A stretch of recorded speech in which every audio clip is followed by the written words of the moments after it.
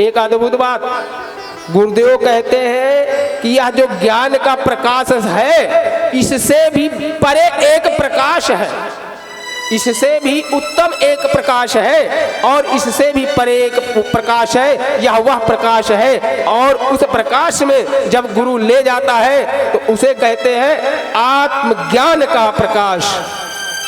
जब गुरु अपने शिष्य को आत्मज्ञान का प्रकाश का दर्शन करा देता है और उस समय वह शिष्य आत्म साक्षात्कार हो जाता है, जिसे कहते हैं आत्म साक्षात्कार होना, आत्मा से मिलना। वह आत्मा से मिल जाता है। जिस तरह से नदी में नाव चले तो चले, लेकिन नाव में पानी आने न पाए। पानी में नाव चल रही है, कोई दिक्कत नहीं है, लेकिन नाव में पानी आ जाएगा तो नाव डूब जाएगी। जिस तरह से सूर्य पूरे संसार को प्रकाशवान कर रहे हैं, पूरा संसार प्रकाशवान हो रहा है, उसी तरह से मेरे शरीर में बैठी हुई मेरी आत्मा, मेरे शरीर में जो आत्मा है वह हमारे शरीर को प्रकाशवान कर रही है और उसमें प्रकाश हो रहा है। तो गुरु किस प्रकाश में ले जाता है? आत्मज्ञान के प्रकाश में गुरु ले जाता है। सरोज रज, सरोज क्या है? कहते हैं सरोज कमल, रज माने धूल।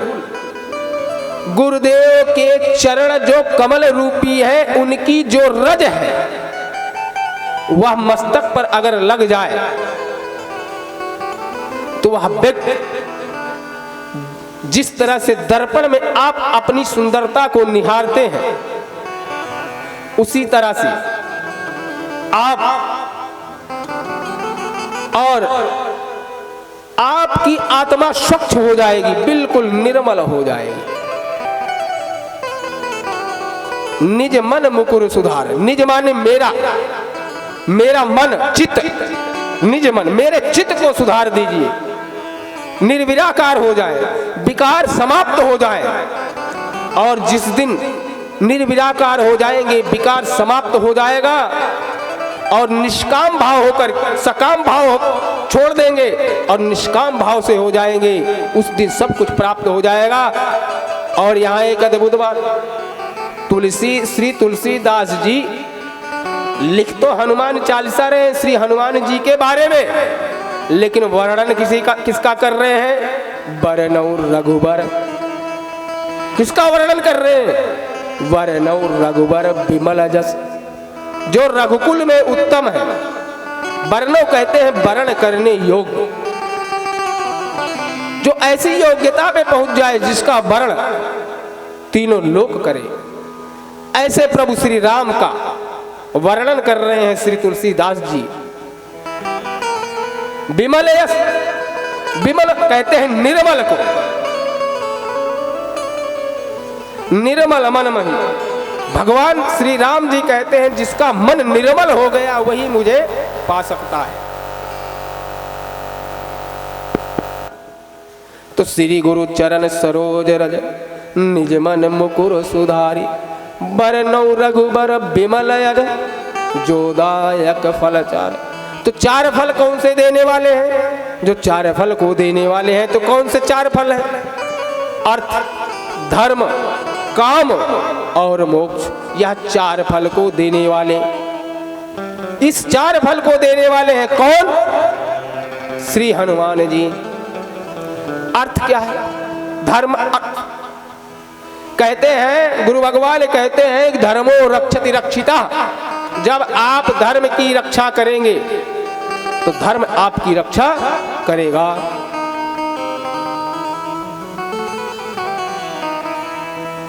श्री तुलसीदास जी कहते हैं मैं पावन यश किसका गा रहा हूं? बोले भगवान श्री राम का गा रहा हूं। और कैसा पावन यश है, कैसा जस है? चरण रज। रज, एक रज माने होता है काम। जिस रज से अहिल्या माता नारी से शिला बन गई, एक रज से माता अहिल्या शिला बन गई।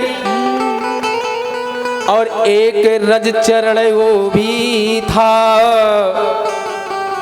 जो शिला से नारी बन गई। तो दोनों रज में फर्क है।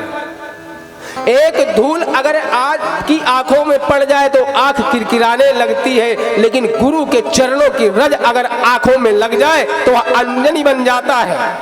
और हनुमान जी है मारुति नंदन, श्री हनुमान जी है मारुति नंदन, अंजनी नंदन, और गुरु की चरणों की जो धूल है वह बन जाती है अंजन।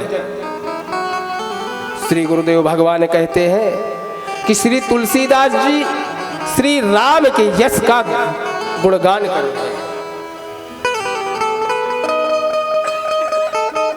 तो कैसा रथ है श्री राम के, प्रभु श्री राम का यश गा रहे हैं। कैसा यश गा रहे हैं?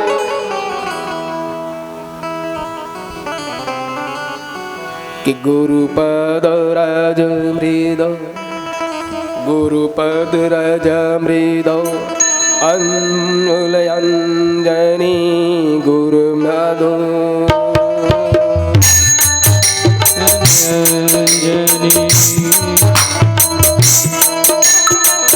गुरुपद रज मृदो मंजुलयंजनी गुरुपद रज मृदो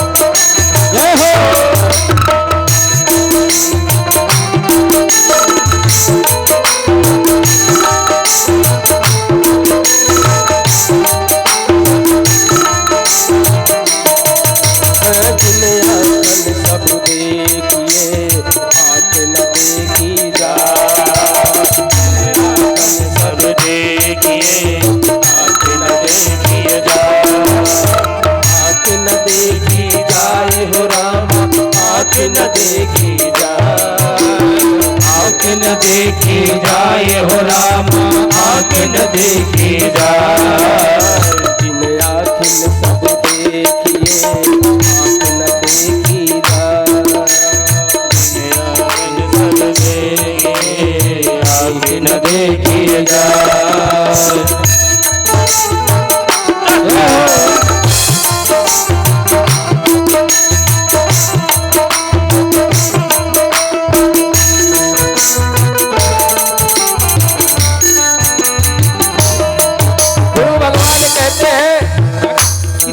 आंखों से आप दुनिया को देख रहे हैं, सबको देख रहे हैं, क्या उन आंखों से आप अपने आप को देख सकते हैं? नहीं देख सकते। तो इसके लिए क्या चाहिए? बोले दर्पण चाहिए। तो दर्पण कैसा चाहिए? गुरुपद रज। कैसा दर्पण हो? जैसे गुरु के चरण की रज हो। जिस तरह से आपने देखा होगा कि पहले शीशे पे जब धूल छा जाती थी तो उसे धूल से साफ कर देते थे, धूल से। तो जिस तरह से आईना साफ हो जाता है तो उस आईने में आप अपनी आंख से अपने आप को देख सकते हो। उसी तरह से आप गुरु की रज जब अंजन बन के तुम्हारे आंखों में लग जाएगी तो उस दिन आप गुरु के भी दर्शन कर सकते हैं। लेकिन गुरु भगवान कहते हैं दिल का शीशा साफ करो, दिल का शीशा साफ करो, दिल का शीशा साफ करो, दिल का अभिमान को, दिल का शीशा साफ कर दूर कर अभिमान को, दिल का शीशा साफ कर दूर कर अभिमान कर। प्रेम भक्ति के बिना नहीं नाथ मोही भावेगा।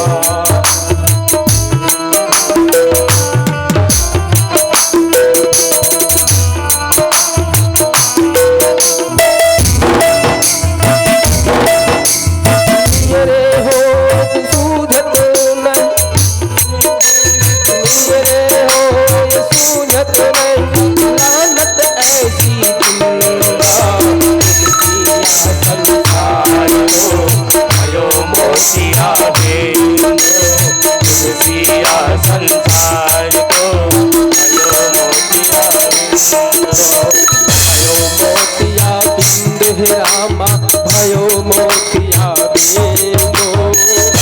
मोतिया बिंदु हो रामा भयो मोतिया बिंदु। तुलसिया संसार को भयो मोतिया बिंदु रामा भयो मोतिया संसार को भयो मोतिया बिंदु हो रामा भयो मोतिया बिंदु हो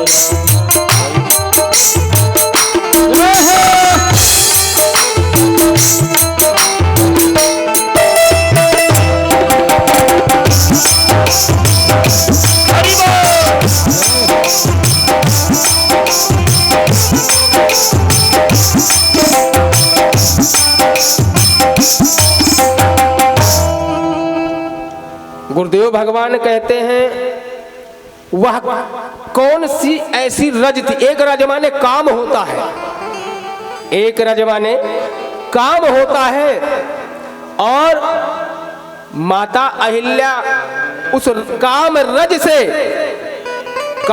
से शिला बनी। एक कथा आती है भागवत में, और रामचरितमानस में श्री महर्षि वाल्मीकि जी लिखते हैं, वाल्मीकि रामायण में उन्होंने लिखते हैं कि माता अहिल्या ब्रह्मा की मानस पुत्री थी। श्री ब्रह्मा ने माता अहिल्या को अपने संकल्प से उत्पन्न किया, और जब उत्पन्न किया तो वह बड़ी सुंदर थी, और जब बड़ी हुई युवावस्था आई तो उन्हें देखने के लिए जितने भी देव थे सारे देव देखने के लिए चले। तब ब्रह्मा जी ने संकल्प लिया कि मैं अपनी पुत्री का विवाह उस व्यक्ति से करूंगा जो व्यक्ति पूरी पृथ्वी के परिक्रमा करके आएगा। सभी लोग पृथ्वी की परिक्रमा करने लगे, और जब पृथ्वी की परिक्रमा करने लगे तो गौतम ऋषि जी ने क्या किया। उस समय गौतम ऋषि जी के आश्रम में एक गौ थी, और वह गाय माता बच्चा देने वाली थी, और जिस समय वह गाय बच्चा दे रही थी और उस समय बछड़े का मुंह निकला हुआ था। गुरुदेव भगवान कहते हैं, वाल्मीकि श्री वाल्मीकि महर्षि रामायण में लिखा वाल्मीकि जी ने कि जब कोई गाय बच्चा दे रही हो और उसका मुंह निकला हो तो वह दुमुखी गाय हो जाती है। द्विमुखम, दो मुखी गाय कहलाती है। और गुरुदेव भगवान कहते हैं उस समय जो उस गाय की परिक्रमा कर लेता है तो पूरे पृथ्वी की परिक्रमा हो जाती है। किसकी परिक्रमा हो जाती है? फिर पूरे पृथ्वी की परिक्रमा हो जाती है। तो गौतम ऋषि जी ने वही किया, पूरी पृथ्वी की परिक्रमा करी, और परिक्रमा करके ब्रह्मा जी के पास गए। देवताओं ने कहा मैं भी परिक्रमा करके आया हूं। ब्रह्मा जी ने कहा नहीं, गौतम जी तो परिक्रमा करके सबसे पहले आ गए। इंद्र ने कहा ऐसे कैसे हो सकता है? बोले ऐसा हुआ है। तो जब ब्रह्मा जी ने बताया कि जब गाय बछड़ा दे रही हो और उसका मुंह निकला हो आधा, तो वह दो मुखी गाय हो जाती है। और ऐसी गाय का दान देने वाला व्यक्ति एक पृथ्वी के बराबर दान देने का अधिकारी हो जाता है। ऐसा श्री महर्षि वाल्मीकि जी ने लिखा है। पूरी पृथ्वी का दान देने वाले अधिकारी हो जाता है। जो फल, जितना फल पूरी पृथ्वी के दान करने से मिलता है उतना फल केवल दो मुखी गाय का दान देने से मिल जाता है। बोलो सियावल रामचंद्र भगवान की जय। और तब ब्रह्मा जी ने गौतम ऋषि जी के साथ में माता अहिल्या का विवाह कर दिया। और जब माता अहिल्या का विवाह किया तो महर्षि वाल्मीकि जी ने यहां लिखा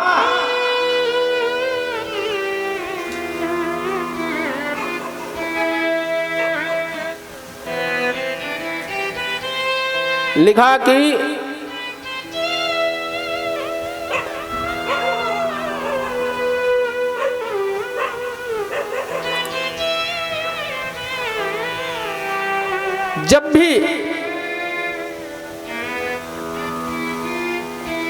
जब इंद्र भगवान की नजर माता अहिल्या पे पड़ी तो इंद्र भगवान कामी हो गए, देवता कामी हो गए, इंद्रदेव कामी हो गए और माता अहिल्या जी के पास गए। जाने के बाद उन्होंने कहा, माँ क्षमा चाहता हूं, जाने के बाद उन्होंने कहा कि हे देवी, मैं आपके साथ समागम करना चाहता हूं। तो माता अहिल्या ने मना नहीं किया और उनके न मना करने का नतीजा यह निकला कि माता अहिल्या रोक न सकी। और जब माता अहिल्या ने विरोध नहीं किया तो इंद्र ने कहा, हे देवी, मैं गौतम ऋषि का भेष बना लूंगा जिससे और कोई मुझे न देख पाएगा और ना ही पहचान पाएगा। लेकिन इधर एक गड़बड़ हो गई। गौतम ऋषि जी जब आश्रम से बाहर आए